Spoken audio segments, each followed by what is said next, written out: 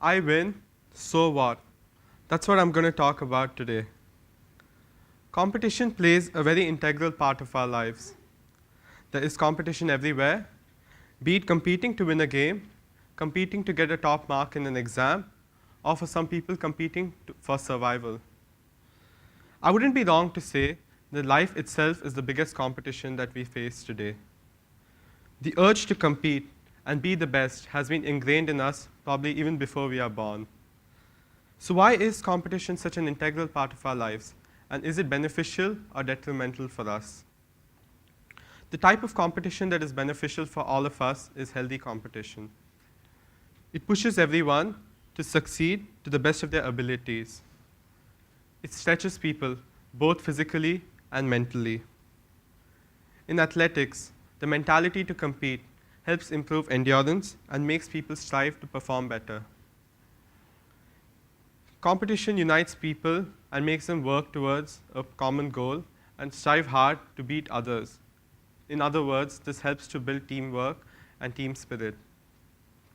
Academically, it helps us strive to achieve academic excellence. It's human tendency to work hard and do better than our peers when we see our peers doing better than us. However, in spite of all these benefits of competition, there are a lot of disadvantages that affect people psychologically. The mental stress, and most importantly, the peer pressure that comes along with competing is one of its major disadvantages. I'm going to now focus about peer pressure and stress most students like us usually face.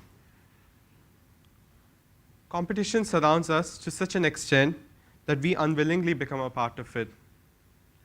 Let's imagine a success race where there's a start and a finish, as you might expect.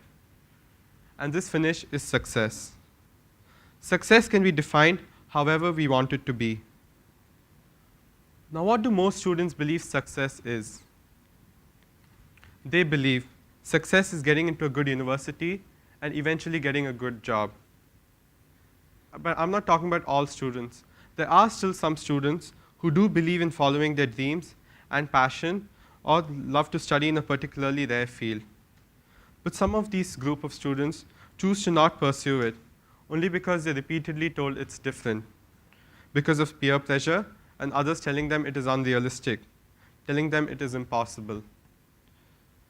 These students are then forced to study certain subjects that they have no interest in the belief that they'll get into good universities and ultimately secure a good job. But how is it possible if the subjects that these students have to study are the ones that they completely despise? Because students are encouraged to compete with each other at top places, at top universities, and do courses that they aren't really interested in, they get bored and dissatisfied.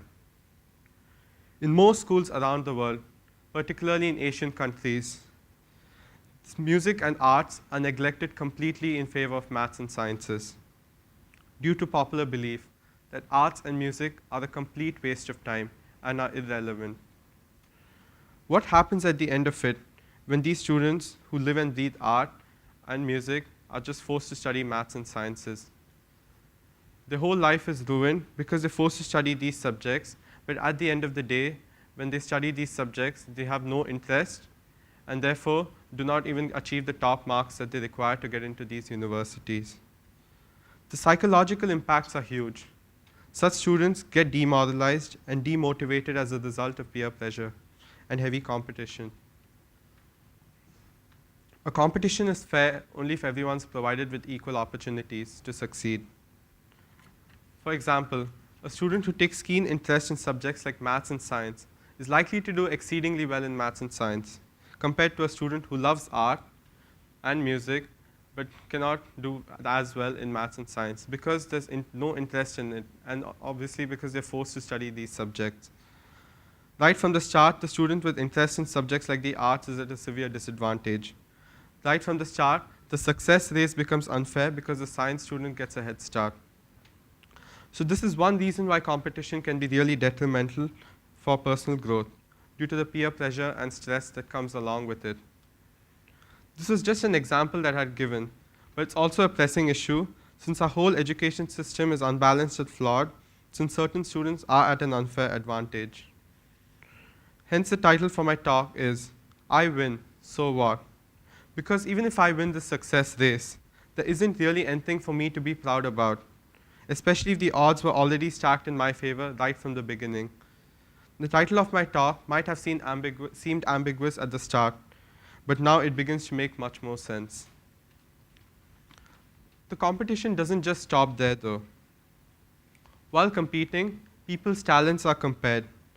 And this comparison is not fair because in today's environment, the only thing people compare is whether someone studies well or not, and also how they stack up against each other. The other talents and skills a person might have gets easily neglected, irrespective of how much ever a person might be skilled or talented or a master of his or her field. Since the success race humans have created assumes those who are not good in academics a failure, it completely demotivates and ruins the lives of these people. How fair is that? In today's world, where everyone is chanting equality, why doesn't anyone do anything to change this mindset?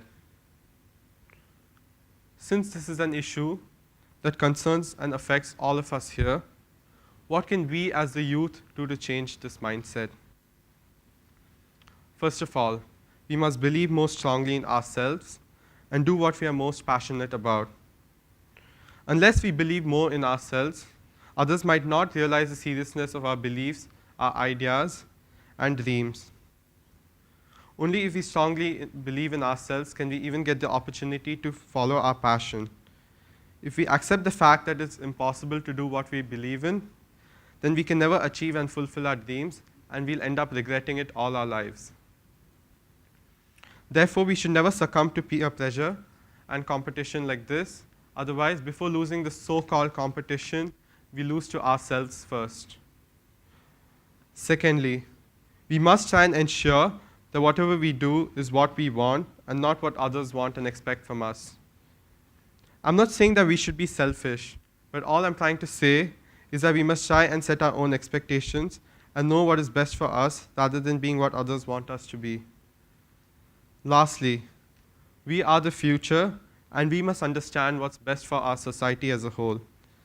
Whether people should be forced to do what they're told or whether people should follow the direction where their skills, strengths, and interests lie in. That's what I would like everyone to think about. So thank you all for being such a wonderful audience. Thank you.